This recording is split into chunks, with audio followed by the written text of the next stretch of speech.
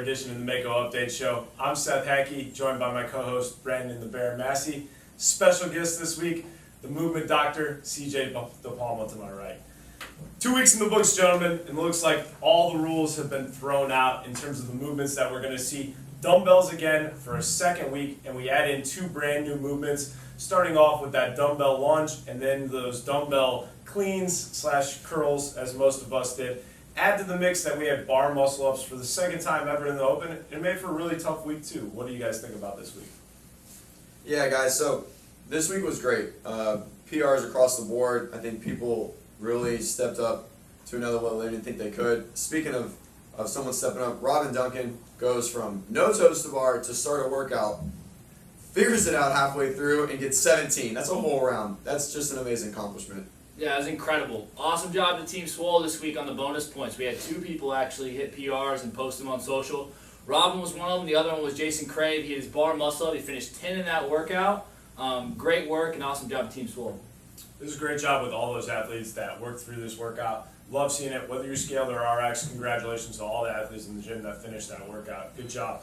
Let's move on and talk about our teams and see where we're at with the point standings. As it sits right now, CJ, drum roll please. Team Gaines has 154 points. And Team Swole has 149.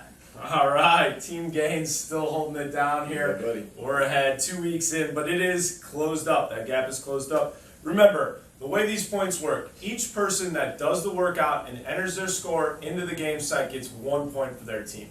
From there, it breaks out into the top three scaled and top three RX. Male and female side each score 3 points for their team. And last, we ended with the highest points value of that Spirit of the Open each week, which gets 5 points. And this week, for the Spirit of the Open, was Amy White.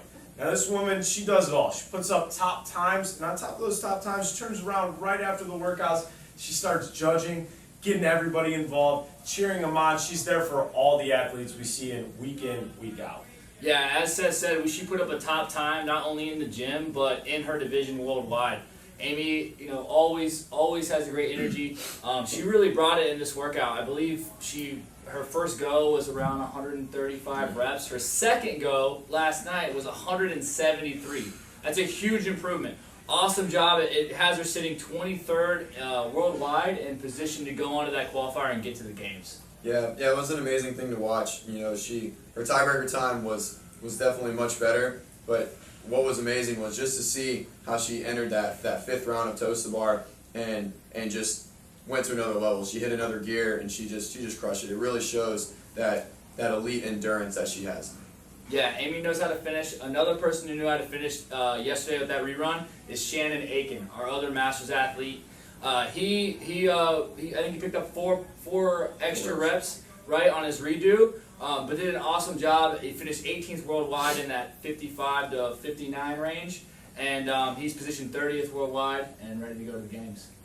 Yeah, definitely. He's right there with the big dogs. Yeah. It's going to be close. It's going to be very exciting to see those Masters athletes. Again, talk to them, cheer them on. You see them in the gym, give them a high five. We're really looking forward to them finishing out in the top in the open, and then we'll have some workouts come up after that, see where we stack up heading to the games. Moving on, we're going to take a look at our top three in each division. This week, we're going to start with the scaled women, all right? Our scaled women at the top of that list, we've got Molly Sato. Coming down from there is Jen Massey, and rounding out the list is Lauren McAlpine. Yeah, Molly's Toe and Jen Massey, again, back with the moms, crushing it. Molly putting up 203, Jen at 196, and then finishing up that top three with Lauren McAlpine at 195. Great work, ladies. Yeah, must be something to water. These moms are crushing it every week, man. It's awesome. I love seeing that. I like seeing all the ladies that got after it on that scaled side. We're going to move now into that men's side. Take a look at our top names on that leaderboard. At the very top, we got a new name there, Jacob Aldak. Number 2, we see Charles Cousineau, and number 3 is Mr. Greg Baker. Jacob blew it out of the water. Beat all of us. 232 reps. I know he's injured, so he gets to go scaled this week. I can go with it. That's good. Regardless, it's a monster score. Yeah. It's great work. Huge score. Then we got Charles Cousineau, the 7 p.m. monster, man. He's consistent. He's here. He hasn't been doing CrossFit that long. So to be a newbie in CrossFit in the general sense and hit 181, that's pretty impressive across the board. Yeah, it's great. We're finishing up that with Greg, the Gray Man Baker. What's going on, guys? No one has Greg on their team. Greg finished at 143 or 41 reps. Correction, 141 reps. And no one has him on his team. Scored no points for anybody. So right now it's Greg with 3 points overall versus Team Gaines at 154 and Team Swole at 149. Yeah, it's a bold move. We'll see how it plays out for him in the end. And I just got word, gentlemen, just before we started the show, I got a text from team captain on the Swole team, and Swole side has now picked up Greg Baker. So he's assigned, no issue. As you heard him say, they won't get those 3 points this week. So Greg's 3 points are still out there, but he will be on Team Swole. So guys are picking him up, moving on. All right, let's take a look at our RX division. We're going to start with the women on that side. As we already talked about, number 1, top name we see every week there, Amy White. Coming on down, though, Taylor Willie steps up this week, and then rounding out that list is Summer Dupler. Taylor had an awesome performance. It's great to see her get to perform in her element. This workout could not have been written any better. I think she's an athlete who sometimes doesn't believe in herself enough, and I hope that this is something she can really build on and move forward as this Open goes on and her career goes on as well. Yeah, definitely. It was a great sight to see, watch her on the bar. Her gymnastics background really showed there, and she was pretty smooth. Summer Dupler coming in right behind her.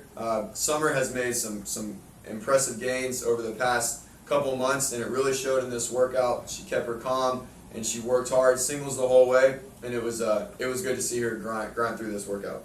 Yeah, seeing all the athletes rerun this workout a second time. Those of you out there that want to work out these or do these workouts multiple times, it's a great way to learn your pacing as an athlete. Especially with Summer, we saw her the first time kind of blow out a little bit early, going bigger sets. She goes smaller sets, sticks with the clock, and now she kind of knows how to manage those kind of workouts. So great job to all the athletes. For sure, like you said, all those athletes did a fantastic job. I know there's some athletes out there that went for muscle-ups that didn't get them, and I think they're on the cusp. We got a couple this week. We're going to see them get that. That stuff's great. That's why I love the Open, bringing that in. We're going to move now into that men's side. Take a list. Again, no surprise, top name on that leaderboard, the man to the far right down there, Brandon Massey. Coming down, though, Kevin Harris steps it up and moves into that number 2 spot, and then followed by my man directly to my right, the movement doctor, CJ De Palma, in that 3rd spot. It's great running against CJ and Randall and Friday Night Lights. I think all we've been training now for a few months, been able to kind of push each other day in and day out. It was a fun workout to run with you guys, and I think it's only going to help us moving forward as we keep pushing, in that Friday Night Lights realm. Yeah, it was my first Friday Night Lights competing here in Mako. I was here last week, but we competed early. It was definitely a great atmosphere. I'm not one to do a ton of big competitions, so having that support and just the intensity was a different experience for me for sure. I loved it, guys. Thank you so much for supporting us and watching us, and we had a lot of fun. Well, I'll speak for the whole gym, gentlemen. I hope we get to see it every week, whether it's you guys going at it or just getting some matchups out there. It's a lot of fun for all the gym. I know I really enjoyed it, and I think it pushes athletes to another realm, and everybody gets to see, like, hey, this is what we're talking about in terms of moving in these workouts. Again, just a lot of fun all around in the gym. Before we go this week, I just want to know, what are you guys thinking we're going to see here in week 3? So looking at the athletes in the mix, we have Matt Frazier, Scott Panchek, and Cole Sager. All of these athletes, they're not the tallest athletes in the world, but they're very, very strong. I think we could see some sort of thruster. I think all of them fare well with the thruster. Maybe a row. I'm hoping for kind of a ladder of 50 to 100 cows on the rower, and then just 30, 50, we'll go 50, 40, 30, just like that with the 10s, but it's 95 pound thruster, 135, 185, 225, just on and on till that weight gets heavy in the thruster. Right. Yeah, that sounds like a terrible idea. I don't expect that at all. What I do expect is we've had 4 new movements. Is something that I don't think people have realized